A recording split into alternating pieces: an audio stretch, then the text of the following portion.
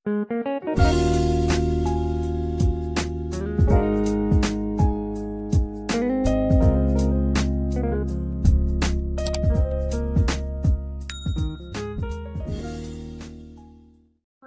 warahmatullahi wabarakatuh. Perkenalkan, nama saya Nurjana. Saya dari kelas 2A Tadris IPS Fakultas Tarbiyah dan Keguruan. Baiklah, kali ini saya akan menampilkan video presentasi yaitu mata kuliah Kewarganegaraan yang diampu oleh Bapak Nuwardi ME, yaitu judul materi saya pada video ini bab 3 Negara dan Konstitusi. Selamat menyaksikan. Materi yang pertama saya akan menjelaskan yaitu tentang pengertian bangsa dan negara. Pengertian bangsa dan negara memiliki kaitan yang sangat erat satu sama lain. Menurut Ernest Renan, seorang guru besar Universitas Sorbonne, bangsa adalah suatu kesatuan solidaritas, kesatuan yang terdiri dari orang-orang yang saling merasa setia kawan dengan satu sama lain. Pengertian bangsa mengandung elemen pokok berupa jiwa, kehendak, perasaan, pikiran, semangat yang bersama-sama membentuk kesatuan, kebulatan, dan ketunggalan, serta semua yaitu yang dimaksud adalah aspek kerohaniannya. Bangsa bukanlah kenyataan yang bersifat lahiriah, melainkan bercorak rohania, yang adanya hanya dapat disimpulkan berdasarkan pernyataan senasib, sepenanggungan, dan kemauan membentuk kolektivitas. Selanjutnya yaitu pengertian negara. Munculnya negara tidak dapat dilepaskan dari keberadaan manusia sebagai makhluk sosial, di mana sebagai makhluk sosial manusia memiliki dorongan untuk hidup bersama dengan manusia lain, berkelompok dan bekerja sama. Karena itulah dalam masyarakat dijumpai berbagai-bagai macam organisasi, dari organisasi politik, organisasi sosial, organisasi profesi, organisasi keagamaan, dan sebagainya. Salah satu bentuk organisasi dalam kehidupan masyarakat adalah yaitu organisasi yang dinamakan negara. Namun perlu dinyatakan bahwa organisasi yang dinamakan negara ini memiliki karakteristik atau sifat-sifat yang khusus yang membedakan dengan organisasi-organisasi lainnya. Menurut Projo Diporo, negara adalah suatu organisasi di antara kelompok atau beberapa kelompok manusia yang bersama-sama mendiami suatu wilayah tertentu dengan mengakui adanya suatu pemerintahan yang mengurus tata tertib dan keselamatan sekelompok atau beberapa kelompok manusia. Jadi dapat ditarik dari pemahaman di atas bahwa negara adalah organisasi masyarakat yang memiliki wilayah tertentu dan berada di bawah pemerintahan yang berdaulat yang mengatur kehidupan masyarakat tersebut. Negara merupakan konstruksi yang diciptakan oleh manusia untuk mengatur pola hubungan antar manusia dalam kehidupan masyarakat. Selanjutnya yaitu pembahasan tentang unsur negara. Unsur negara terdapat satu, yang pertama rakyat. Rakyat suatu negara dapat dibedakan antara penduduk dan bukan penduduk. Penduduk adalah orang-orang yang bertempat tinggal, menetap, atau berdomisili di suatu negara.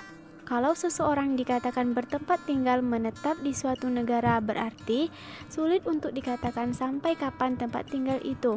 Sedangkan yang bukan penduduk adalah orang-orang yang bertempat tinggal di suatu negara hanya untuk sementara waktu dan bukan dalam maksud untuk menetap. Penduduk yang merupakan anggota yang sah dan resmi dari suatu negara dan dapat diatur sepenuhnya oleh pemerintah negara yang bersangkutan dinamakan warga negara.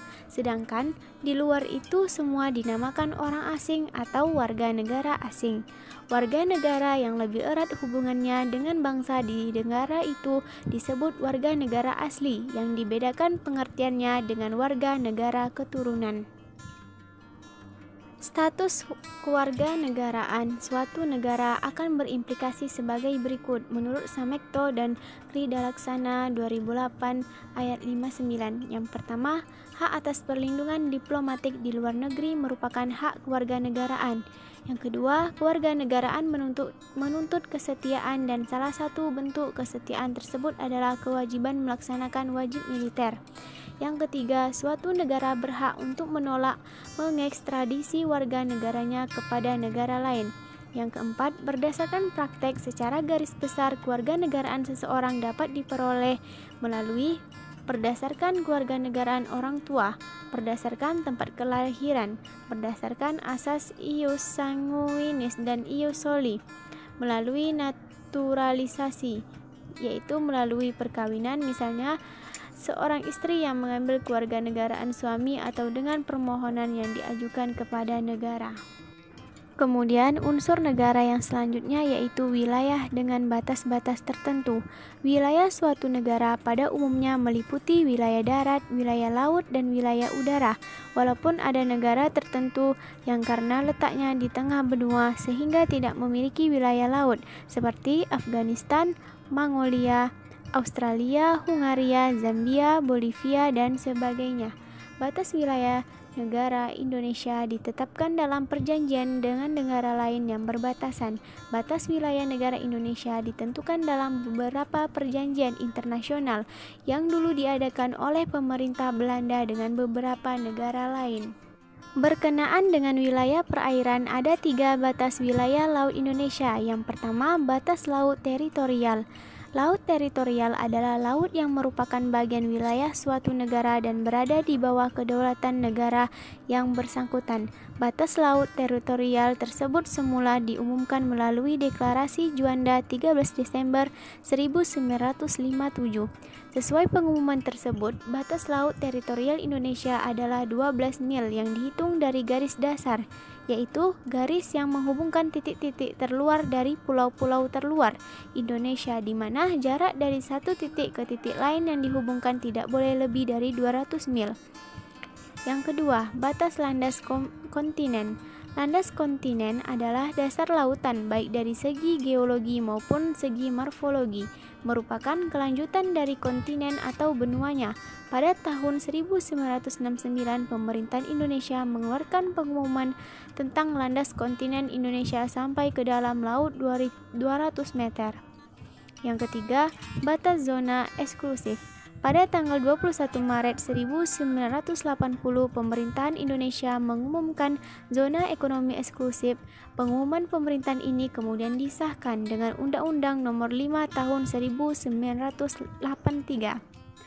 Batas zona eksklusif adalah 200 mil dari garis dasar ke arah laut bebas. Kewenangan negara di wilayah Z adalah kewenangan memanfaatkan sumber daya baik di laut maupun di bawah dasar laut. Selanjutnya yaitu pemerintahan yang berdaulat. Kedaulatan sebagai atribut negara merupakan ciri khas dari sebuah negara. Kedaulatan merupakan kekuasaan yang mutlak dan abadi, tidak terbatas dan tidak dapat dibagi-bagi. Menurutnya, tidak ada kekuasaan lain yang lebih tinggi yang dapat membatasi kekuasaan negara. Kedaulatan membawakan sifat-sifat: 1. Asli dalam arti tidak diturunkan dari kekuasaan yang lain. 2. Tertinggi dalam arti tidak ada kekuasaan lain yang lebih tinggi yang dapat membatasi kedaulatan. 3. Abadi atau kekal dalam arti keberadaannya tetap. 4. Tidak dapat dibagi dalam arti hanya ada satu kekuasaan tertinggi saja di dalam negara. Yang selanjutnya, sifat-sifat negara. Yang pertama, sifat memaksa. Negara memiliki sifat memaksa, artinya bahwa negara memiliki hak atau kewenangan untuk memaksakan berbagai peraturan yang dibuatnya untuk ditaati oleh seluruh warganya. Yang kedua, sifat monopoli. Negara juga membawakan sifat monopoli, artinya sifat yang menunjukkan adanya hak atau kewenangan negara untuk mengelola atau menentukan sesuatu tindakan tanpa adanya hak atau kewenangan yang sama di pihak lain. 3. sifat mencakup semua. Dengan sifat ini maksudnya bahwa kekuasaan negara berlaku bagi semua orang di wilayah negara yang bersangkutan. Tidak ada warga masyarakat yang dapat mengecualikan dirinya dari pengaruh kekuasaan negara. Baiklah, sekian video presentasi materi kewarganegaraan bab 3 Negara dan Konstitusi dari saya. Apabila ada kekurangan dan kesalahan mohon dimaafkan. Saya akhiri. Wabillahi taufiq wa hidayah. Wassalamualaikum warahmatullahi wabarakatuh.